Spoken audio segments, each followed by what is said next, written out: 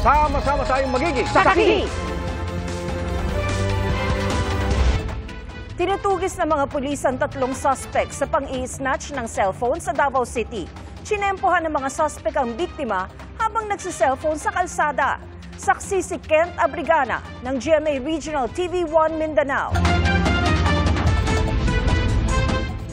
Sa kuha ng CCTV, makikita ang lalaking nagsiselfone habang naglalakad sa Panakan, Davao City. Maya-maya pa, 3 nakahudi sakay ang motorsiklo ang lumapit sa kanya. Saka tinangay ang kanyang cellphone. Sa panayam ng GMA Regional TV1 Mindanao sa kaanak ng biktima, galing umano sa internet cafe ang minor de edad na biktima at pauwi na sana sa kanilang bahay. Kinuwento niya sa amin kinaumagahan na ano daw, sabi niya puntik na akong mamatay. Sabi niya, bakit? Sabi niya kay may nag-hold up man sa amin. Ang sabi niya, kutsilyo daw. Tapos dito sa tagiliran daw niya tinutok. Umuwi na muna ang biktima sa Marawi City kasama ang kanyang mga magulang matapos matroma sa sinapit. Ayon sa barangay, may mga hakbang na sila para hindi na maulit pa ang insidente. Giistoryahan ako ang purok leader diha sa maong lugar nga kung pwede magkuha na siya og mga community police para lang gyud nga magrubing diha sa matag oras kagabion. Sa ngayon, inaalam pa ng pulisya ang pagkakilanlan ng 3 sospek. Kung naay mga panghitabo sa maingon ani mga moto sila sa nearest police station para ma-aksyonan dayon, madakop nato ang suspect, ma-identify. Para sa GMA Integrated News, ako si Kent Abrigana ng GMA Regional TV 1 Mindanao, ang inyong saksi.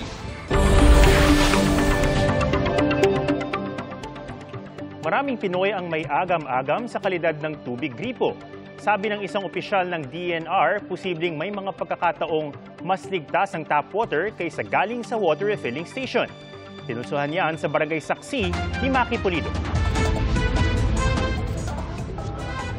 Water is life, ika nga. Kaya ang iba kapag nauhaw na, diretso sa gripo. Masarap naman eh. Palagyan ng yelo. Pati mga apo ko, okay nang may inom din yan sila. Pero may ilang hindi kumbinsido sa pag-inom ng tubig gripo. Hindi po kami makasiguro sa baby na baka makainom yung direktang galing sa faucet, baka magkasakit po sa tiyan o kaya magka-diarrhea.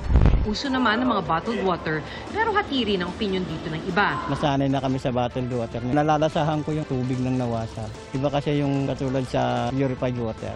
Mas maganda pa nga yung running water eh. Kasi hindi nai-stack eh, yung mineral kasi nai-stack tapos naglulubot pa. Habang ang ilan may iisang diskarte sa pag-inom ng tap water. Pinapakuluan. Para sa akin, dapat talaga pakuluan muna para siguradong malinis. Kung hindi tubig gripo ang tinatangkilik ng ibang Pinoy, tubig galing sa mga water refilling station. Gaya nito na 100 galon ang naibebenta kada araw, 35 pesos ang presyo kada galon. Pinapatest po namin yung tubig po namin sa YouTube. Tuwing buwan po, drain po namin, tapos nilinis po yung tubig. Tuwing araw-araw po. Pero kung ang refilling station na ito nagpapatest ng kalidad ng tubig, ang punto ng Environment Undersecretary C.P. David, paano naman ang iba? In many cases, the water refilling stations that we have are left unregulated at this point in time. So hindi rin ganong kalinis. Baka mas malinis pa yung galing sa tap water. Batay sa administrative order ng Department of Health, dapat pasado sa Philippine National Standards for Drinking Water ang mga sinusupply na tubig, kabilang na rito ang binibenta sa water refilling stations. Dapat regular na tinitest ang kalidad nito. Kinukuha pa namin ang pahayag ng Food and Drug Administration, ang ahensyang nagbabantay dapat ng mga water refilling station. Ang tubig gripo sa Metro Manila sinusupply ng Maynilad at Manila Water. Paghikayat ng Maynilad, ligtas inumin ang kanilang tubig sa gripo basta hindi na imbak sa tangke kung saan ito pwedeng marumihan.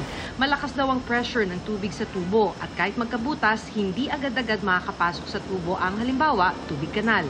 May residual chlorine pa na pumapatay sa bakterya. Yun po is assurance lang na kung sakaling meron pang bacteria present sa pipeline, mapapatay pa rin nung chlorine na yon na present. Kaya nga residual may naiwan pang chlorine dun sa tubig namin up to the customer level. Para sa GMA Integrated News, Maki Pulido, ang inyong saksi. Sa pulong ng mga liderato ng Senado at Kamara, kasama sa napag-usapan ng pag-amyenda sa Rice Tarification Law at Universal Healthcare Act. Yan ang aking sinaksihan. Ito ang unang pulong ng liderato ng Kamara at bagong liderato ng Senado na ginanap sa isang lugar sa Malacanang. Tinalakay ang mga priority bill na dapat aksyonan ng dalawang kapulungan. It gives us the opportunity to align our priorities, being able to talk closely on what of the legislative measures we should prioritize and pass right away. So this is an opportunity for us, for both houses, to deepen our working relationship with one another. So it's a good thing. Bukod kay Dalipe, naroon sina House Speaker Martin Romualdez, bagong Senate President Chis Escudero, at kanyang counterpart na si Senate Majority Leader Francis Tolentino. Ayon naman kay Tolentino, nagkasundo silang tingnan ang proseso ng pagpapasa ng mga panukalang batas. Para naman kay Speaker Romualdez, nagkasundo sila ni Escudero na paigtingin ang kanilang ugnayan at kooperasyon sa pagpapasa ng mga panukalang isinusulong ng Administrasyong Marcos. Pangunahing tinalakay ang pumasa na sa Kamara na amendment sa Rice Tarification Law na sabi ng mga kongresista ay magpapababa sa presyo ng bigas at patuloy na tutulong sa mga magsasaka. Ayon sa Speaker, bukas ang Senado na aprubahan ito. Ang 20 prioridad ng Legislative Executive Development Advisory Council o LEDAC, aprobado na lahat ng Kamara. Sa Senado, nakabinbin pa ang 10, kasama ang para sa National Citizen Service Training Program, Military and Uniformed Personnel Pension Reform, pagbuo sa Department of Water Resources and Services at pag-amyenda sa Universal Healthcare Act. Sabi naman ni Escudero, hindi nila napag-usapan ng charter change na isinusulong ng Kamara. Ang sabi ko sa kanila, sa tagal ko sa Kongreso, bihira naman yung nabibito dapat na bill. Kasi ba't namin ipapasa kung alam naman namin yung para hindi sayang pa. Magugunit ang inihayag ni Pangulong Bongbong Marcos na pabor siya sa economic charter change. Kasunod ng serye ng yellow at red alert sa mga power grid, magpapatupad ng 64 centavos kada kilowatt-hour na dagdag singil ang Meralco. Ngayong tag-ulan na, posible bang bumaba ang singil sa kuryente? Saksi si Bernadette Reyes. Umabot sa 6,000 pesos ang Meralco bill ni Grace noong Mayo, mas mataas sa karaniwan. Sobrang init, siyempre lahat gumagana, lalo sa ventilador, aircon. Kailangan po talagang mag-aircon kasi hindi kaya ng init. Pero ngayong buwan, tataas pa ang singil sa kuryente ng 64 centavos per kilowatt-hour. 129 pesos na dagdag agad yan sa electric bill ng mga tipikal na bahay na kumukonsumo ng 200 kilowatt-hour kada buwan. Habang tumataas ang konsumo, tumataas rin ang dagdag bayarin. Ang dagdag singil ay dahil sa patong-patong na pagtaas sa generation charge o gasto sa paglikha ng kuryente, transmission charge at feed-in tariff allowance na napupunta naman sa mga producers ng renewable energy. Nakakita tayo ng tightness of supply coupled with the high demand. Tumaas yung presyo sa wholesale electricity spot market. May mga instances din po tayo ng yellow at red alerts. Sa lagay na yan ay binawasan na ang generation cost na ipinagpaliban muna ang pagsingil.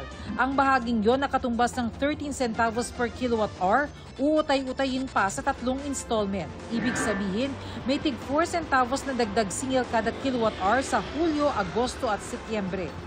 Ayon sa Meralco, bukod sa presyo ng kuryente, maaaring tumaas ang buwan ng bayarin depende sa inyong konsumo.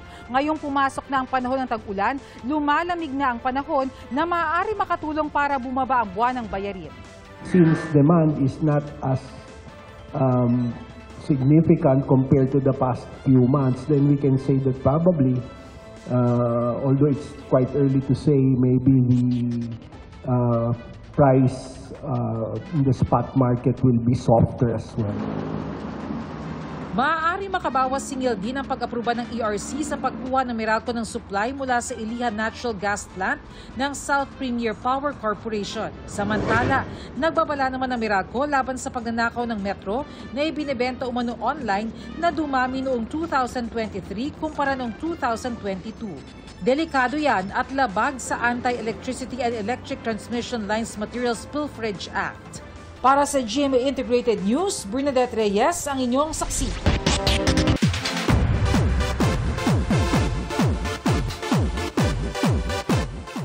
Beautiful in Black ang maraming kapuso personalities sa Mega Ball 2024. Naroon si global fashion icon Heart Evangelista na may ibinahagi sa kanyang bagong role bilang Senate Spouses Foundation President. Saksi si Aubrey Carampel. Who's afraid of little old me? Very chic in her lace black maison alaya gown si global fashion icon Heart Evangelista as she graced the red carpet sa Independence Day celebration ng Mega Ball 2024. Kasama ni Heart ang husband niyang si Senate President Cheese Escudero. Unti-unti na raw nakakapag-adjust si Heart with her new role as Senate Spouses Foundation President. Sa isang gift-giving project, namigay sila ng comfort kits para sa mga abandoned and abused children at abandoned elderlies sa Caloocan. Very supportive syempre si Senator Cheese. It's very fulfilling actually. Sabi ko sa kanya, huwag magpa-pressure. Sarili niyang barometer yung dapat niyang sundin, yung kaya lang niya. Night of Fashion and Food ang Mega Ball na na-enjoy ni Sparkle star Gabby Garcia wearing an archival Rajo Laurel black gown. We all know that I am such a foodie. At the same time, I want to promote sustainability when it comes to fashion. Pretty in black din si Sangretera Bianca Umali na solong dumating sa event. Nagbigay ng reaction ng New Generation Sangre sa transformation video ng kanyang mga Ashti Alena Gabi at Amihan Kylie Padilla. Seeing them, nakakakilabot na excited ako makasama ko sila sa set and very timely na nag-trend itong trend na ito and that they're doing the transformation challenges while we are doing Sangre. So I think may alignment din sa universe.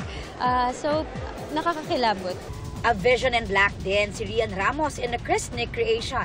It's great. I really enjoy getting to know all of my fellow cast members. So it's very fun behind the scenes. At saka they also gave me a lot of free reign and input pagdating sa costume and sa look ni Medena. Chris Nick creation din ang black ensemble ni Kailin Alcantara. Mark Baumgartner naman ang black and white gown ni Miss Universe Philippines 2023 Michelle D. Na happy raw for new MUPH queen, Chelsea Manalo. I really love Chelsea and her personality. I think we really crowned a really genuine-hearted queen. Present din si Sparkle GMA Artist Center Vice President Joy Marcelo with handsome 24 oras game changer host Martin Javier.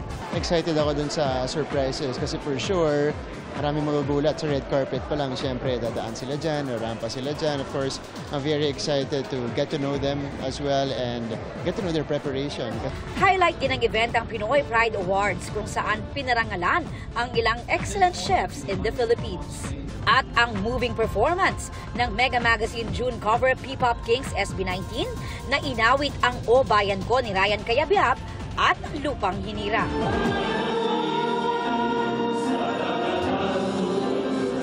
Sobrang malaking pasalamat lang po na binigyan kami ng ganitong klaseng oportunidad na hindi lang po mapakita ang suporta namin sa ganitong klaseng event but also to showcase our skills din po. Para sa GMA Integrated News, Aubrey Carampel ang inyong saksi.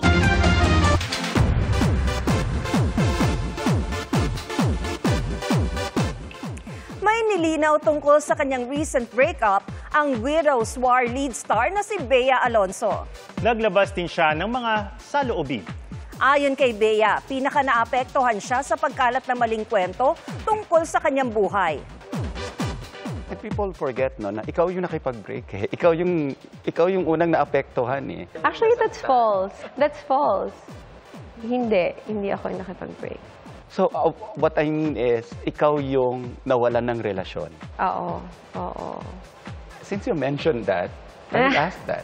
So, hindi ikaw ang nakipag-break? Oo, pero huwag na natin pag-usapan. Sabi ni Bea, maiging iwan na raw ang lahat sa nakaraan bilang respeto sa pinagsimahan nila ni Dominic Roque.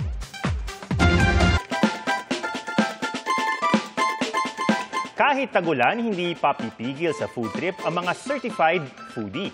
Sa Tondo sa Maynila, patok ang mga tindahan na sabaw ang specialty. Saksi si Jamie Santos.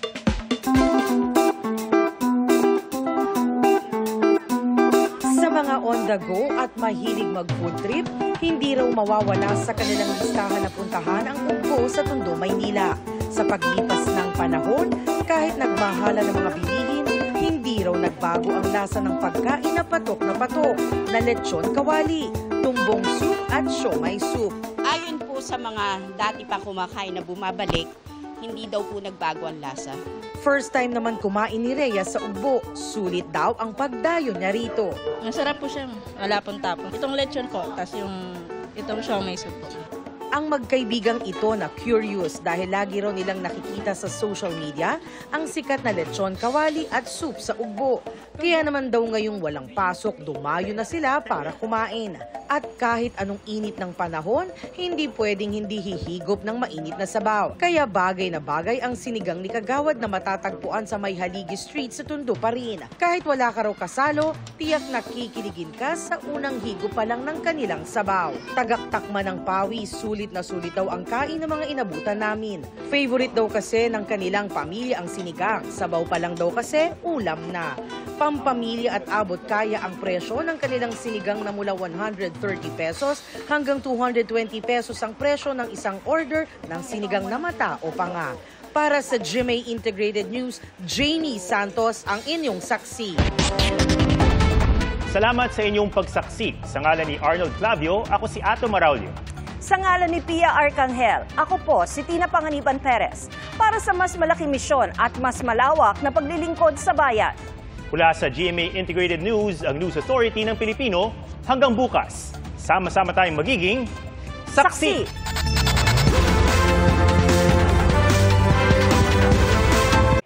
Mga kapuso, sama-sama tayong maging saksi.